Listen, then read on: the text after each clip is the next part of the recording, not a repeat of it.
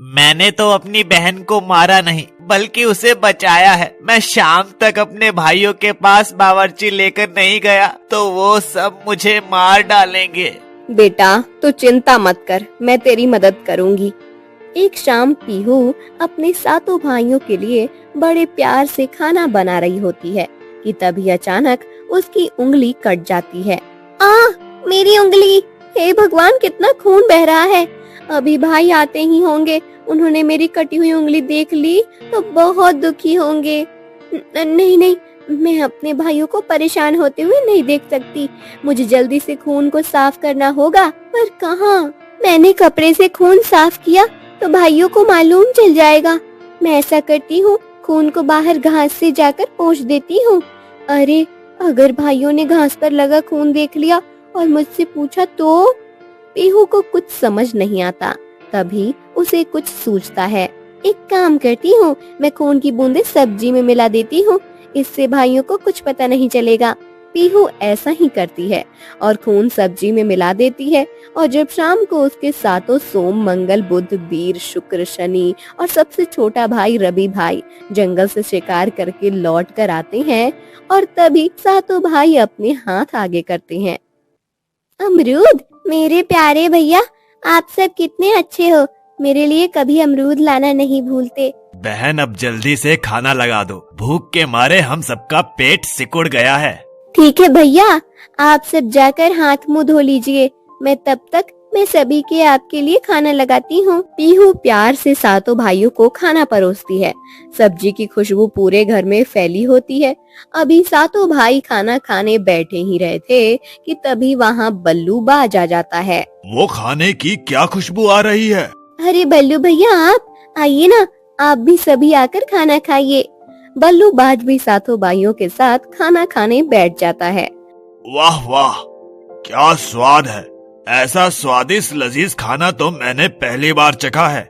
कसम से मजा आ गया। वाह दीदी, आज की सब्जी तो कमाल की बनी है। ये स्वाद तो पहले कभी नहीं आया। क्या खास डाला है इसमें? कहीं जंगल के गुप्त मसाले तो नहीं मिल गए? ऐसा स्वाद तो किसी राजमहल में भी नहीं मिलेगा। सभी भाई खाते जाते हैं और सब्जी की तारीफ करते जाते हैं। पीहू चुप है, उसका चेहरा धीरे धीरे गंभीर हो जाता है। वो अब और नहीं छिपा सकती। भैया, एक बात कहनी है। जब मैं सब्जी बना रही थी, मेरी उंगली कट गई थी, बहुत खून बह रहा था, बंद ही नहीं हो रहा था। मैं नहीं चाहती थी कि आप सब परेशान हो जाओ, इसलिए डर के मारे मैंने उस खून की कुछ बूंदें सब्जी में मिला दी। एकदम सन्नाटा छा जाता है और भाई चौंक कर एक दूसरे की ओर देखने लगते हैं। और तभी ओह, तो इसलिए इतना जबरदस्त स्वाद है, सिर्फ कुछ बूंदे और ये सब्जी इतनी लजीज बन गई। वाह! पीहू बहन अपने सभी भाइयों के लिए रसोई में उनके लिए पानी ले जाती है। तभी बल्लू सबकी तरफ देखकर चातुरता से देखते हुए बोलता है, सोचो भाइयों, अगर खून की कुछ बूंदे इतना स्वाद बढ़ा सकती है तो सोचो मांस कितना स्वादिष्ट होगा। सातों भाई बल्लू की बात मजाक में टाल देते हैं और अगले दिन सभी भाई शिकार पर जाते हैं, पर उनके हाथ कोई शिकार नहीं लगता है और वो वहीं एक पेड़ के नीचे बैठे होते हैं। तभी बल्लू बाज उड़ते हुए वहाँ आ जाता है। अरे तुम सबको क्या हुआ? तुम सबके मुंह क्यों लटके हुए हैं? अब क्या बल्लू, तुम्हें आज कोई शिकार हाथ ही नहीं लगा? समझ नहीं आ रहा घर खाली हाथ कैसे लौटे? हमारी बहन घर पर इंतजार में बैठी होगी। अगर तुम मेरी बात मानो तो एक सलाह दूं। देखो भैया, एक राज की बात बताऊं, मैं ऐसे ही तेज दिमाग और तेज उड़ान वाला नहीं बना हूँ। इसके पीछे इंसानी मांस खाने का ही राज है। अब बाकी आप सबकी मर्जी। 6 भाइयों के दिमाग में बल्लू बाज की बात घर कर जाती है और उन्हें मुंह से बहन की खून की बूंदों का स्वाद इस कदर चढ़ जाता है कि 6 बहन को मारने का सोच लेते हैं। मैं सोच चुका हूँ और छोटे, ये काम तुम्हें करना है। बहन को किसी बहाने से कमरे में ले जाओ और रस्सी से बांध दो। रुको भैया, आप सब क्या करने जा रहे हो? क्या एक बहन जिसने हमेशा प्यार दिया, देखभाल की, भूखी रही, हमारे लिए चोट खाई, फिर भी आप सभी उसी के बारे में ये सब सोच रहे हैं? छोटा भैया डर से कुछ नहीं बोल पाता है और ना चाहते हुए भी वो बहन को कमरे में ले जाकर उसे रस्सी से बांध देता है। बहन मुझे माफ कर दो, जो मुझे तुम्हारे साथ ये सब करना पड़ रहा है, मैं मजबूर हूँ। बहन को कुछ समझ नहीं आ रहा था। नहीं नहीं, मेरे बड़े बड़े भाइयों मेरे साथ ऐसा नहीं कर सकते। वो सब मुझे बहुत प्यार करते हैं, वो भला मुझे क्यों मारना चाहेंगे। फिर छोटा भाई बहन को सारी बात बताता है। ये सुनकर बहन का कलेजा फट जाता है और वो फूट फूट कर रोने लगती है। तभी बड़ा भाई तीर लेकर घर के अंदर बहन को मारने के लिए खड़ा हो जाता है। तभी बहन बोलती है, मारो भैया, तीर लक्ष्य करके मेरे सीने में मारो। मारो भैया, तीर मेरे सीने में मारो, तुम्हारा तीर मुझे लग जाए।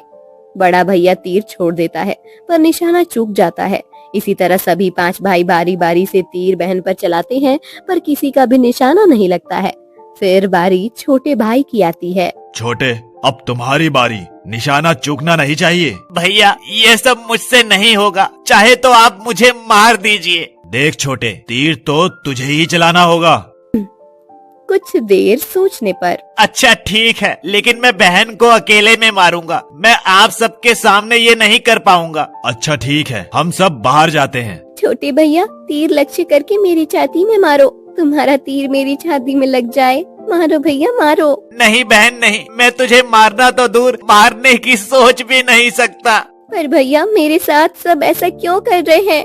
बहन मेरी बात ध्यान से सुनो, जैसा मैं कहता हूँ वैसा करो।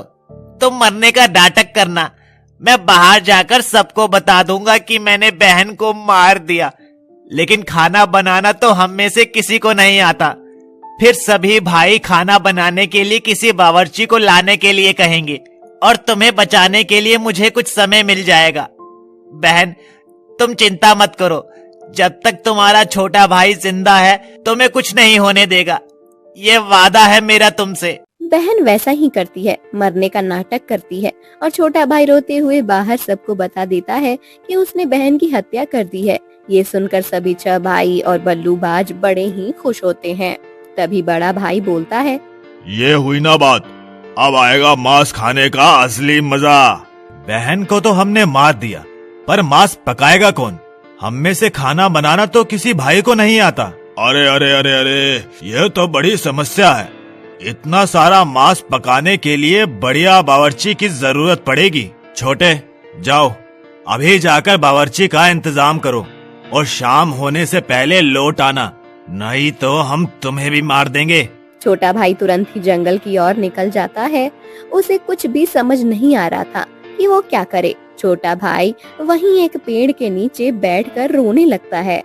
तभी वहां से जाते हुए एक बुढ़ी अम्मा छोटे भाई को देखकर रुक जाती है। क्या हुआ बेटा, तुम रो क्यों रहे हो? फिर छोटा भाई अम्मा को सारी बात बताता है कि उन्होंने अपनी छोटी बहन का मांस खाने के लिए उससे मारने के लिए कहा है, पर उसने उसे नहीं मारा।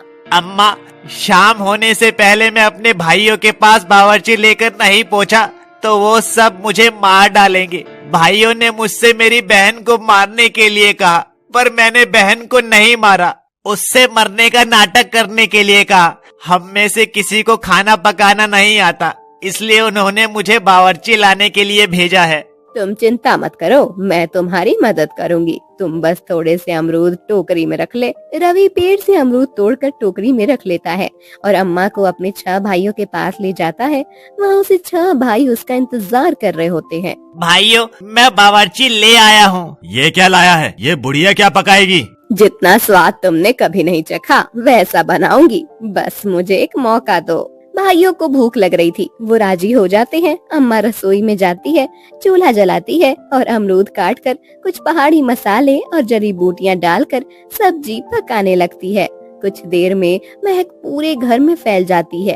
भाइयों के मुंह में पानी आ जाता है। वाह, ये तो सच में मांस जैसी खुशबू है। बल्लू भाई आपने सही कहा था, मांस लाजवाब होता है। अम्मा प्लेटों में परोसती है। 7 भाई खाने बैठते हैं, बल्लू भी।